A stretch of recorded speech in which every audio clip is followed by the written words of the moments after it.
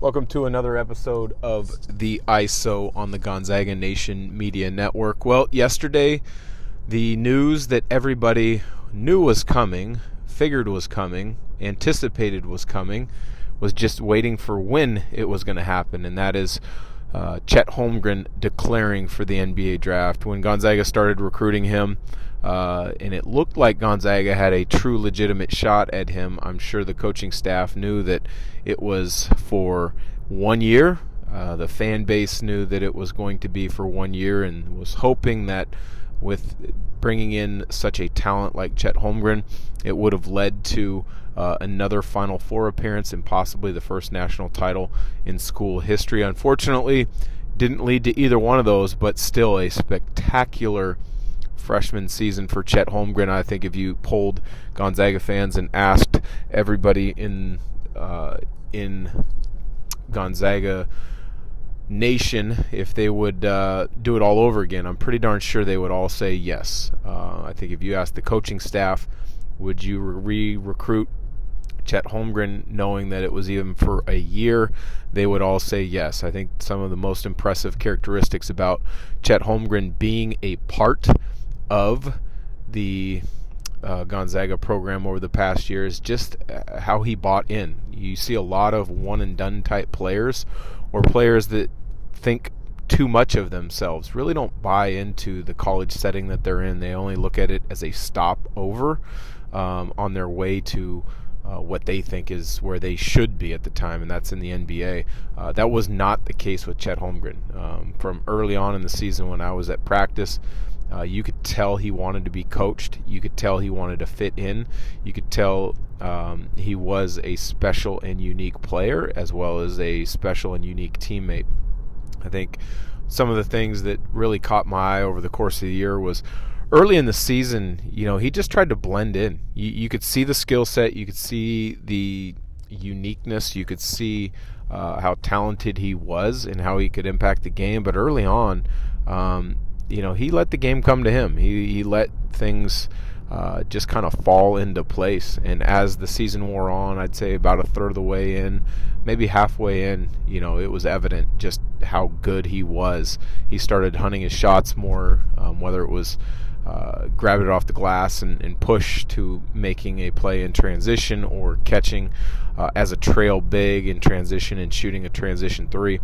He started looking much more comfortable, much more confident.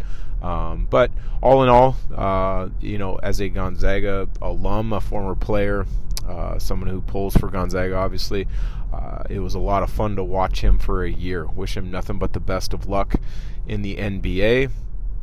I can imagine, and I've said this throughout the year, I don't see there is any way he falls below the third pick in the NBA draft. I honestly, if I'm Houston, Orlando, or Detroit, one of those three teams, and it looks like one of those three teams will have the number one pick in the NBA draft, once the lottery occurs in the next few weeks, we'll probably get a little bit more idea sorted out where he truly may fall. But I don't think he's fallen below three.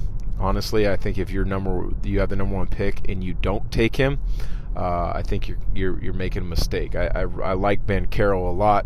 I do like Jabari Smith of Auburn a lot, but I think Chet is so different and so unique that he impacts the game in so many ways that also don't show up in a stat sheet. He averaged nearly a double-double, over 3 blocks a game. But when you look at some of the advanced stats in how opposing offenses played when he was on the floor versus off the floor, it becomes even more clear just how much of a rim protector he is. And that's something that is unbelievably valued at the next level in the NBA. You've got high-flying athletes that are going to be constantly attacking the rim, but if you've got a rim protector who can block shots, who can alter shots that you have to think about when you're getting in the paint, it's such a bonus, a benefit to your defense. But that's one of the attributes that I think is really good. Obviously, he can shoot it. I think he can space it. I think there is more space in the NBA game that will give him the ability to maybe attack off the dribble a little bit more than he did in college. everyone makes a big deal about his weight and his perceived lack of strength. I don't buy it. I haven't bought it ever since I saw him in person at practice this year, because 9 times out of 10 he's the aggressor on a possession, and he's the one playing with force, and he's the one putting the defense back on their heels. So I'm not too concerned about that. I think he will get bigger and stronger over time, but there's a process to it, especially because he's still young and he's a big. You don't want to lose his agility. You don't want to lose his skill set as he puts on weight, but that wouldn't be a big concern of mine because of his versatility, because he can play inside, he can play outside, he can do many different things, and you don't want to impact his versatility by just saying you got to put on 30 pounds in the next year. That's not going to be the case. One of the other things I think that's so unbelievably impressive about him is his IQ. And his coachability, and that's going to be huge at the next level, because in the NBA, games come at you fast and furious, really, after the first 5 days of training camp, when you're allowed to have some two-a-days. Once you get into games, it's coming fast and furious, and all the little adjustments, all the little tweaks that are put in, whether it's morning of shoot-around or even during a film session, you've got to be able to pick it up and then implement it and execute it on the fly. What I've seen from him this year is that should be absolutely no problem. He'll be perfectly fine as far as understanding the NBA game and what he needs to do to have success. And then his coachability, I touched on it earlier. Coach Few coached him hard. He wanted to be coached. He was an attentive listener in timeout situations when you'd focus in and watch, and I think that's going to bode well for him at the next level, because he's going to have growing pains, as all rookies do. But when you're attentive and you're ready to be coached and you're ready to listen and you're ready to work through it, you can improve through those stretches so much quicker, and I see that being the case for him. So that's going to be interesting to watch. But when you look at the 3 teams, Houston, Orlando, and Detroit, as the probable top 3 picks, I think there's going to be a lot of interest in wanting Orlando to get the number 1 pick, and it'll be that would be interesting, because he and Jalen Suggs played together in high school. Then Jalen Suggs obviously was the first of the 2 to go to Gonzaga, had a successful 1-year stint there, and then Chet Holmgren follows him partly because of that experience. And then he had a 1-year successful stint before going to the NBA. But I think a lot of Gonzaga fans would be pulling for that. That would be fun to watch. It'd be almost like Memphis with Brandon Clark and Killian Tilly, where there'd be a team with a couple Zags where people could get really behind. But I think the biggest thing for Chet, honestly, when he gets drafted, is that the organization has a plan in place around him in regards to not putting too much pressure on his shoulders right away, and allowing him to learn the NBA game, the lifestyle, and how to be successful, and how that roster is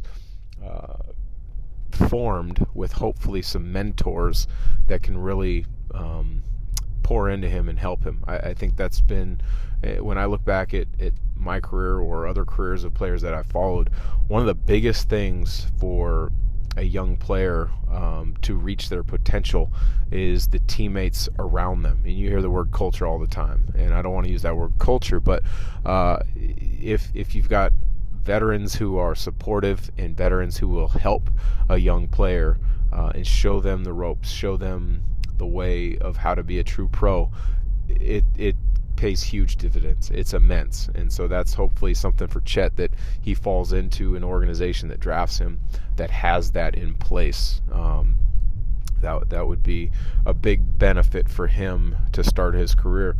The other thing a lot of people have asked me, or you keep hearing, is an NBA comp for Chet. And that's a difficult one, because you got to obviously look at a big guy, 7 foot, and then you want to look at somebody who has the ability to shoot it, which there's not a lot of 7-footers that can truly shoot it the way he does. Then you need to look at, is there a skill set such as the ability to handle the ball, pass the ball, and then you look at the defensive side of the ball. Is there a player at that size that can impact the game defensively, protecting the rim and the paint like he does? And so I really don't, to be honest, find a lot of comps. The two comps that I've heard a few times, I don't like one of them. One of the comps is Bol, who played at Oregon. He was at Denver for a while. It's escaping me right now who he's with in the NBA, but that's in kind of, to me, that's a lazy comp, because yes, Bol's 7'3", yes, he can handle it a little bit, he can shoot a little bit, but his motor is nowhere near what Chet's is. His competitive drive is nowhere near what I've seen from Chet Holmgren. I don't think he impacts the game defensively the way Chet would, and he just doesn't have that winning mentality that Chet would. But it's an easy comp because of the size and a little bit of the skill set on the offensive end of the floor. The other one that I think might be the closest comp, at least in regards to the offensive end of the floor, would be Kristaps Porzingis. Started his career with the Knicks, has been with the Mavericks for a while. 7'2", 7'3", can really shoot it, can stretch it, can put the ball on the deck, but he doesn't have the passing ability, or I don't think he has the IQ of what Holmgren will grow into and become at that next level. The other thing he does not have is the shot blocking ability. He does have the rebounding ability, but he doesn't have the shot blocking capability. So those are two comps that I see, both when I look, but also when I've talked to others and read things. I'm sure there's a couple others out there that will get thrown around, but I think those, because of the size and uniqueness of those two other players, are the reason those get thrown out there a little bit more. But all in all, it's a good day for Gonzaga basketball when you've got a guy who is projected as a top 3 pick in the draft. Again, I don't see him falling anywhere below 3. I do think he will be at the end of the day. I do think a lot will depend on who has that first pick, which we'll find out in the draft lottery in the coming weeks. But Chet Holmgren would be hard to pass at number 1, that's for sure. So like, subscribe, review Gonzaga Nation on any of your platforms, whether it is our podcast platforms, YouTube. Send us a message on Instagram, Twitter, or Facebook. So for Gonzaga Nation Media Network, I'm Dan Dickau, and this has been the Iso.